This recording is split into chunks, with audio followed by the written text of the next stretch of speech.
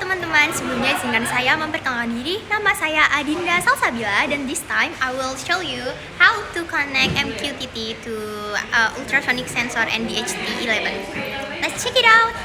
Nah, untuk line 1 hingga 3 kita bisa lihat di sini ada perintah include, di mana kita akan masukkan library dari ESP8266 karena kita menggunakan ESP8266. Kemudian kita menggunakan PubSub client ini berfungsi untuk menghubungkan antara ESP8266 kita ke broker MQTT-nya. Nah, nextnya di situ ada include DHTH. Nah, ini bertujuan untuk mengincludekan library DHT.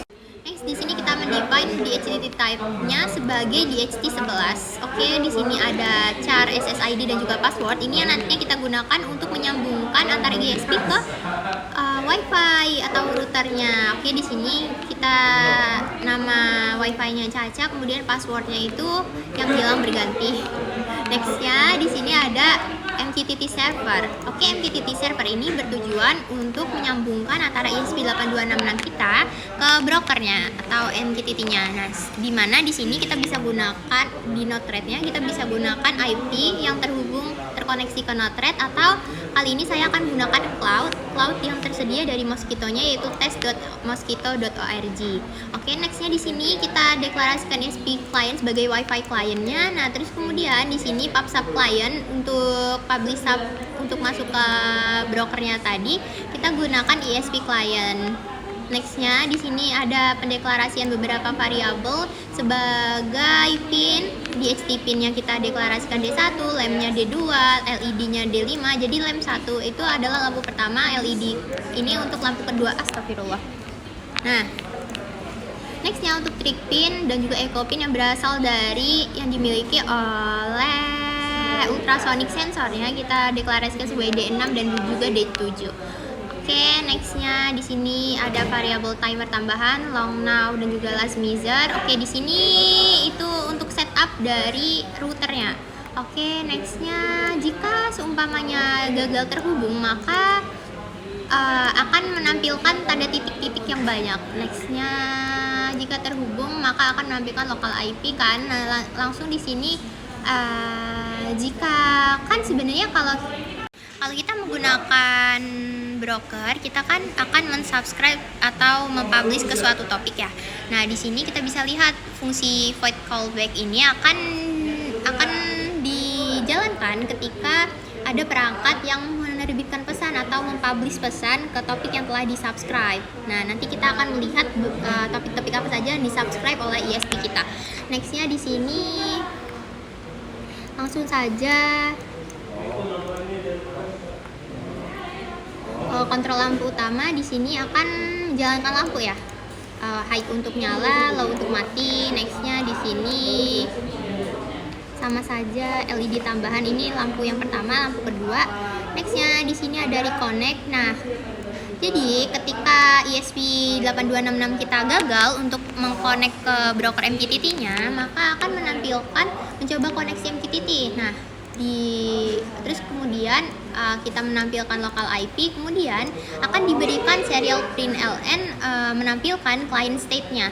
Jadi akan menampilkan status koneksi dari MQTT-nya. Untuk selanjutnya, jika WiFi statusnya tidak terkonek, maka akan ditampilkan tidak terhubung ke WiFi. Sedangkan selanjutnya jika berhasil terhubung maka akan menampilkan terhubung ke WiFi. Nextnya di sini client ID, kita gunakan client ID yang unik ya, tapi tidak perlu dirubah di sini karena client ID-nya bakal ditambah dengan MAC address. Nextnya di sini kita menggunakan topik dengan nama room lamp Caca dan juga room LED Caca. Oke, jadi ESP8266-nya akan mensubscribe topik dari broker room lamp Caca. Ini yang ada di Node-RED, ya benar, Node-RED dari room lamp Caca dan juga room LED Caca. Oke, nextnya jika gagal maka akan mencoba lagi dalam 5 detik. Next, ini untuk perintah fungsi menghitung jaraknya. Mungkin kita akan langsung saja ke setup. Oke, di sini kita seperti biasa menjadikan pin mode dari lamp, trig pin, echo pin dan juga LED menjadi output. Kemudian echo pinnya, untuk echo pin, jadi trig trigger pin itu sebagai output, echo pin sebagai input, jangan lupa. Nah, nextnya kita gunakan DHT begin untuk memulai sensor DHT-nya. Oke, serial begin kita gunakan baud rate-nya 115.200. Nextnya setup wifi kita gunakan, kita panggil perintah, maksudnya fungsi dari setup wifi. Kemudian kita gunakan di set servernya, kita masukkan fungsi MQTT server dan juga 1883. Oke, MQTT server tadi kita test.mosquito.org, sedangkan di sini adalah portnya. Oke, next di sini set callback jika seumpamanya ini gagal ya. Nextnya di sini void loopnya, fungsi utamanya. Sebenarnya fungsi utama ini looping utama, jika tidak terkonek maka akan selalu reconnect ya. Jika tidak terkonek maka akan selalu dicoba untuk mereconnectnya. Kemudian di sini ada client loop. Nextnya di sini ada pengukuran jarak dengan penampilannya. Kan kita tadi sudah mendeklarasikan fungsi get distance. Nah, kita panggil nih. Nah, nextnya kita akan melakukan serial print untuk jarak, distance dan juga dalam sentimeter. Oke, di sini sama saja. Oke, di sini topik yang adalah room distance Caca. Oke, nextnya. Oke, ini status. Oke, ini beberapa topik yang di subscribe. Contohnya room temperature, ada room humidity. Oke, nextnya kita akan langsung lihat ke note rate ya. Oke, kita bisa lihat output dari serial printnya. Nih, contohnya di sini kan jaraknya tanpa delay ya, sedangkan di sini kita gunakan delay untuk DHT-nya. Coba kita lihat kelembabannya segini, suhunya 30, kemudian indeks panasnya 33,2 derajat Celcius. Mari kita lanjut ke note rate-nya. Kita bisa lihat di sini, kita buka note rate-nya di 172.20.2.2.1880. Nah, nextnya saya sudah membuat beberapa flow, dimana di sini ada temperatur. Nah, kita bisa lihat dia itu memberikan dari topik room temperatur Caca. Oke, di sini humidity untuk humidity Caca, distance-nya itu untuk distance Caca, kemudian ada lem Caca kuning. Nah, ini untuk lampu warna kuning itu kita gunakan lem Caca, kemudian untuk LED-nya kita gunakan LED Caca. Oke, nextnya sebenarnya cuma kayak gini doang. Kita gunakan yang G ini untuk menggambarkan gauge. Nah, kemudian untuk C itu menggambarkan chart.